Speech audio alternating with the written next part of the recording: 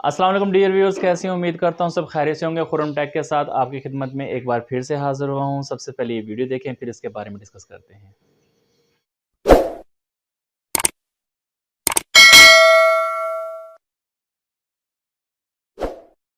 हर मुरीद की ख्वाहिश होती है कि अपने पीर से कुछ दिल की बातें कर सके, क्योंकि बहुत सी ऐसी बातें होती हैं कि बंदा साहब के सामने नहीं कर सकता और मौका भी नहीं मिलता। दूर होते हैं, जैसे पंजाब से इस्लामी भाई आते हैं, जैसे हम हैं हफ्ते में एक दिन खुसूसी मंदी मुज़ाकरे में, अमूमी मंदी मुज़ाकरे में आते हैं, तो हर किसी को सवाल का मौका भी नहीं मिल पाता। और बहुत सी ऐसी बातें होती हैं हम चाहते हैं कि हम आपसे करें, तो हमें कोई ऐसा तरीका बराए करम इरशाद फरमा दें। आप अल्लाह का शुक्र अदा करें कि पंजाब वाले तो देख भी नहीं पाते, हफ्ते हफ्ते में आप देख तो लेते हैं। एक एनआर 100 बीमार सुना था ना, बहुत पहले सुना था। अब एक अत्तार और पता नहीं क्या आगे बोलना चाहिए, तो मजबूरी है, क्या किया जाए। लेकिन अल्लाह पाक तो दिलों का हाल जानता ही है। अल्लाह पाक से अर्ज करते रहें, अल्लाह पाक मुश्किलात आसान करे। जी तो नाज़रीन, आपने वीडियो मुलाज़ा फरमाई। आपने वीडियो में देखा कि मौलाना इलियास कादरी साहब किस तरह इस बात की जवाब दे रहे, निशानदेही कर रहे हैं। तो आपको क्या लगता है कि उन्हें क्या जवाब देना चाहिए था? उन्हें आगे से अपने इस मुरीद को क्या रिस्पॉन्स करना चाहिए था कि अगर वो ख्वाहिश रखता है कोई भी पर्सनल बात करने के लिए, कोई उसके दिल में अगर कोई किसी तरह का कोई अरमान है या ख्वाहिश है, तो वो अपने मुर्शद से हम कलाम होना चाहता है या साथ बैठकर कोई बात करना चाहता है, तो कोई कॉन्फिडेंशियल बात भी हो सकती है, कोई प्राइवेसी वाली बात भी हो सकती है जो सबके सामने नहीं की जा सकती। तो उसमें तो मेरे ख्याल में कोई हर्ज नहीं है कि उसमें इनकार कर दिया जाए और ये प्राउडी अल्फाज यूज़ किए जाएं कि आप तो चलो हफ्ता बार मुझे देख रहे हैं, लेकिन जो पंजाब से जो मेरे मुरीद आते हैं उन्हें तो जो है ना देखने की नौबत ही नहीं होती है। आपको ये शर्फ हासिल हुआ, उनको तो ये शर्फ भी हासिल नहीं होता। तो यहाँ पर मौलाना इलियास कादरी साहब को इस तरीके का जवाब मेरे ख्याल से नहीं देना चाहिए था। क्या इन्हें नहीं पता हजूर पाक सल्लल्लाहु अलैहि वसल्लम जो इस खालिक कायनात के कुल कायनात के सरवर हैं, अल्लाह ताला ने इस कायनात को उन्हीं के लिए तख्लीक किया। जब आप सल्लल्लाहु अलैहि वसल्लम के पास कोई चल कर आता था तो आप सल्लल्लाहु अलैहि वसल्लम अपने पास बिठाकर उन्हें बड़ी उनकी मतलब मेहमान नवाजी करते और उनका हाल पूछते और उनकी जो भी अपनी अर्ज़ लेकर आता था तो आप उनकी आराम से बैठकर सुनते थे और उसके मुताबिक उनको नसीहत भी करते थे।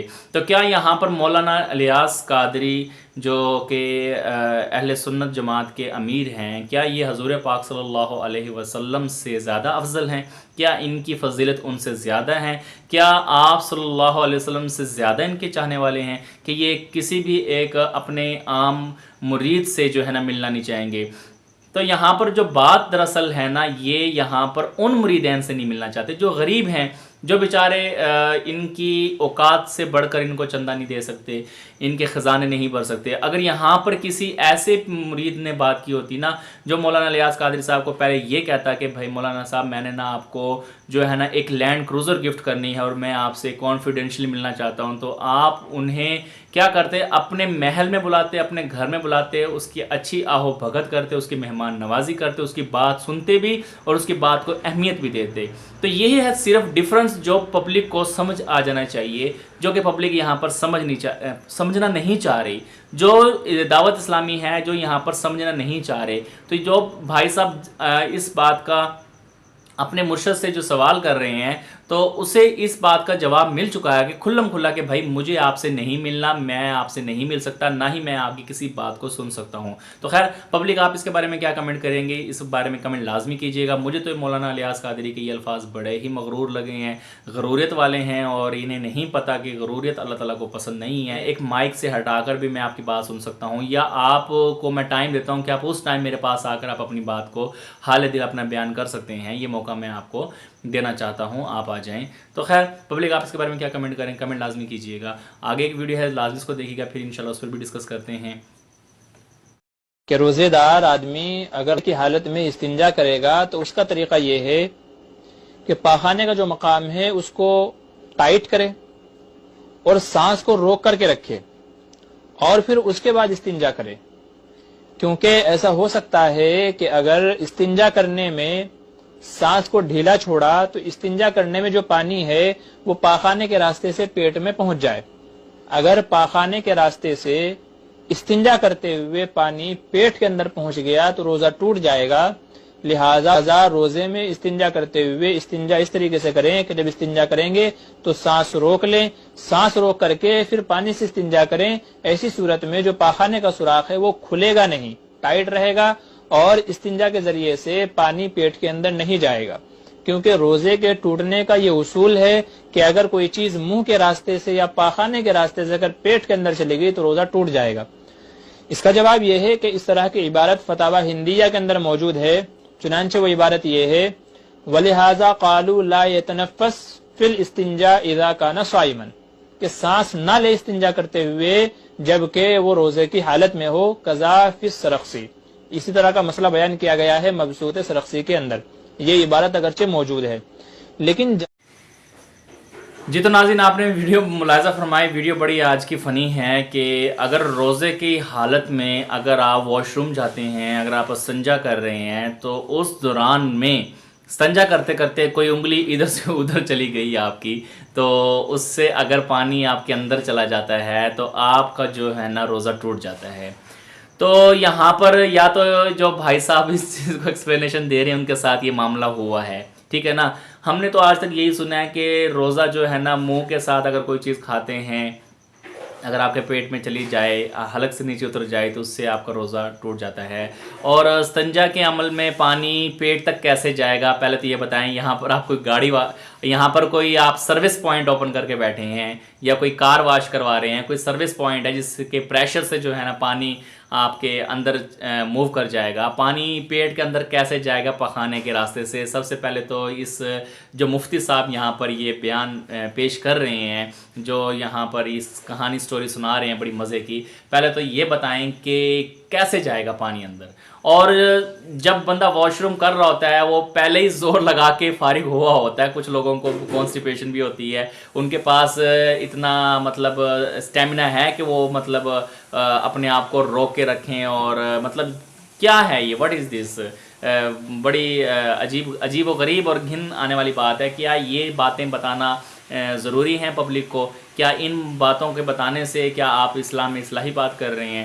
تو یہ ایک نازیب سی میرے سامنے تو ایک حقیر سی بات ہے. اس کے اوپر اتنی بحث کرنا, اسلام میں اتنی کسی بھی چیز کی سختی نہیں ہے جتنا ان لوگوں نے جو ہے نا یہ عمل کر کر کے لوگوں کو رستے سے ہٹایا ہوا. ایک بندہ جس کے پاس اب سانس روکنے کی ہمت ہی نہ ہو, وہ کیسے سانس روکے گا؟ تو مطلب پھر وہ روزہ نہ رکھے اس ڈر سے کہ میرا پانی اندر نہ چلا جائے. تو خیر پبلک آپ اس کے بارے میں کیا کہنے والے ہیں کمنٹ لازمی کریں. اور اگر آج کی ویڈیو اگر آپ کو اچھی لگ رہی ہے تو میرے چینل کو لازمی سبسکرائب کر دیں, ویڈیو لازمی دیکھا کریں اور کمپلیٹ دیکھا کریں تاکہ آپ کو بہت ساری چیزیں آپ کی بھی کلیئر ہوں اور آپ بھی اس چیز سے تھوڑا سا انٹرٹین ہوں. اور کچھ اصلاحی کمنٹس لازمی کیا کریں. میں ابھی نیو ہوں اس معاملے میں تاکہ میری اصلاح ہو جائے اور مجھے ایک اچھا موضوع ملے اور اس موضوع پہ میں اچھی ویڈیو آپ لوگوں کے لیے بناؤں. تو جڑے رہیے گا, آگے اس سے بھی بڑی مزے کی ویڈیو ہے جس میں یہ دکھایا جائے گا کہ ایک اللہ کی زندہ کرامات, اللہ کے ولی کی ایک زندہ کرامات یہ ہے کہ اس کے دربار کے پاس ایک مطلب جگہ ہے جہاں سے پہلے دودھ نکلتا تھا, لوگ دودھ سے سیراب ہوتے تھے.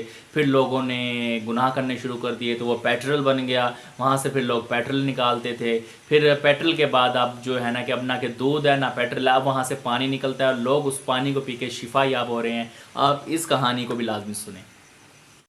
ناظرین, آج کی اس ویڈیو میں آپ ایک ایسی درگاہ کی زیارت کر رہے ہیں جہاں آج بھی زندہ کرامت موجود ہے. جی ہاں ناظرین, یہ درگاہ شریف موجود ہے ممبئی کے ناگپاڑا علاقے میں تیلی محلہ, جو کہ جے جے ہاسپٹل کے سامنے ہے. یہاں پر ایک مسجد موجود ہے جس کا نام رسول مسجد ہے. اس مسجد کے اندر دو اللہ کے ولی آرام فرما رہے ہیں, جن میں سے ایک کا نام حضرت ادریس شاہ بابا رحمۃ اللہ تعالی علیہ اور جو دوسرے ہیں ان کا نام حضرت سید شاہ بابا رحمۃ اللہ تعالی علیہ ہے. ناظرین, یہ جو اللہ کے ولی ہیں حضرت سید شاہ بابا رحمۃ اللہ تعالی علیہ, ان کی مزار کے پاس ایک پانی کا گڑھا ہے. اس کے بارے میں کہا جاتا ہے کہ پہلے اس گڑھے سے دودھ نکلا کرتا تھا. جب لوگوں نے اسے بیچنا شروع کیا تو پیٹرول کی شکل میں تبدیل ہو گیا, اور جب لوگوں نے اسے بھی بیچنا شروع کیا تو وہ پانی بن گیا, اور آج تک یہ پانی ہی ہے. اور کہاں سے آتا ہے یہ کسی کو نہیں پتا, لیکن ناظرین لوگ اس پانی کو عقیدت سے پیتے ہیں اور شفایاب ہوتے ہیں. اور کہا جاتا ہے کہ اگر کوئی ناپاک عورت یا شخص اس مزار کے پاس آ جائے تو یہ پانی گندا ہو جاتا ہے. اللہ اکبر. اللہ رب العزت کی بارگاہ میں دعا ہے کہ مولا جتنے بھی لوگ اس ویڈیو کو دیکھ رہے ہیں اللہ تعالیٰ ان سب کی تمام دلی جائز نیک تمنا آرزو मुरादों को पूरी अता फरमाए। आमीन सुम्मा आमीन। जी नाज़रीन, कहानियाँ ये सिर्फ कहानियाँ हैं और जो है ना और कुछ भी नहीं है, मन गढ़ंत कहानियाँ हैं। अच्छा, और कहानी के साथ साथ ये बिज़नेस भी है, ठीक है ना। खैर, अब क्योंकि कोई बंदा दूध तो अफोर्ड कर ही नहीं सकता कि डेली इसमें से दूध के गिलास लोगों को यहाँ से भर भर के आते रहें या यहाँ से पेट्रोल गुजारा जाए, ठीक है ना।